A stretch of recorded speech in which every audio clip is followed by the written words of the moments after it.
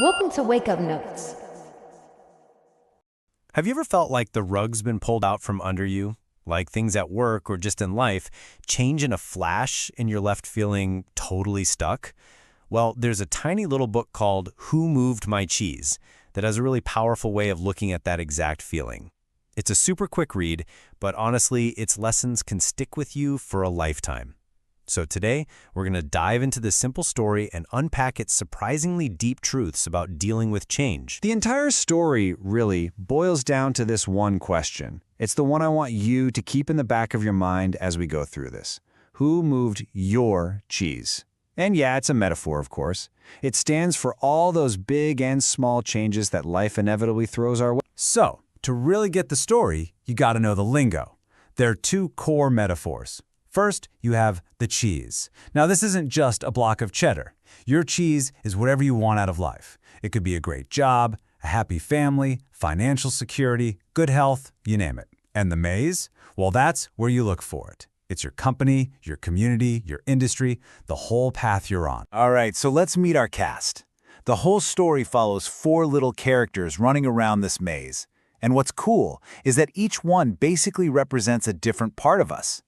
You know, the simple, instinctual parts and the more complex, emotional parts that show up when things get shaken up. First up, we have the mice, Sniff, and Scurry. They're super simple, all instinct. Sniff, as his name suggests, has a great sense of smell. He can sniff out change from a mile away. And Scurry, he doesn't waste time thinking, he just scurries into action. Then we've got the little people, Hem and Haw. Now these two are a lot more like us. They've got complex brains, emotions, and beliefs. Hem is the guy who denies change, resists it, and is afraid it'll just make things worse. But Haw is our hero. He's the one who eventually figures out how to adapt and sees that change can actually lead to something way better. So for a time, life is good. I mean, really good. All four of them find this huge stash of their favorite cheese at a place they call Cheese Station C. They got comfortable, right? Especially Hem and Haw. They started to feel like that cheese was theirs by right. They kicked off their running shoes, settled in, and just assumed that this amazing supply would last forever. And then it happens. The inevitable. One morning, they show up to Cheese Station C, all ready for their daily feast, and the cheese is gone. Vanished. Completely. This is that moment of crisis, the one that kicks this whole story into high gear. And the way they all react, it's like night and day. Sniff and Scurry, the mice, they're not even that surprised. They had noticed the cheese supply was getting smaller and were already prepared. So they just lace up their running shoes and poof, they're off into the maze to find something new. But Hem and Haw, they are completely blindsided. They feel victimized. They're shouting, "Who moved my cheese? It's not fair!" They're just totally paralyzed by shock and anger, stuck in their now empty station. So while Hem just digs his heels in, totally convinced that if they wait long enough, the old cheese will magically reappear, something starts to click for Haw. He starts to realize, hey, the longer we just sit here in this cheeseless situation, the worse it's gonna get.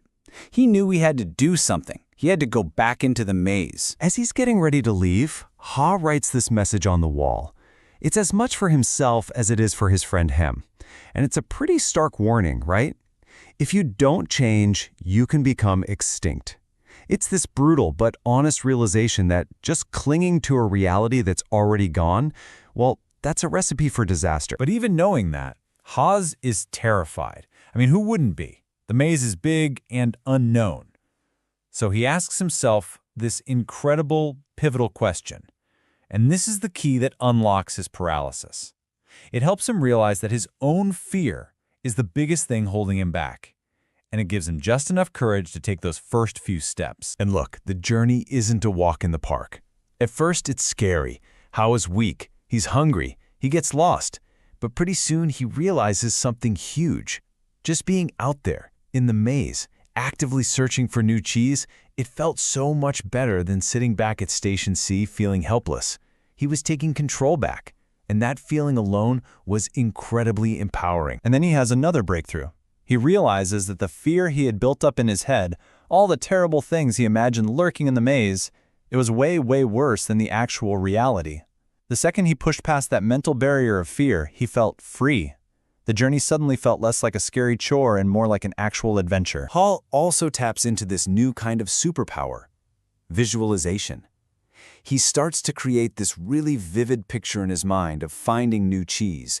He imagines the taste, the texture, the feeling of satisfaction.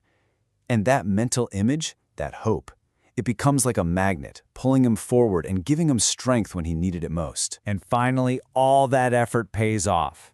He turns a corner in the maze and there it is, Cheese Station N. And it is piled high with more kinds of amazing, delicious cheese than he had ever seen before. And guess who's already there looking fat and happy? His old buddies Sniff and Scurry. Haw had done it. He found his reward. So as he's reflecting on this wild journey from being paralyzed by fear to feeling totally free, Haw decides to write down everything he learned. He creates a summary on the wall of the station, like a little cheat sheet for his friend Hem, and honestly for himself, so he'd never forget these crucial lessons. And this right here, this is the heart of the whole book. It's a clear path. It starts with the simple acceptance that change happens. It's a fact of life. So you have to anticipate it and monitor it, just like the mice did.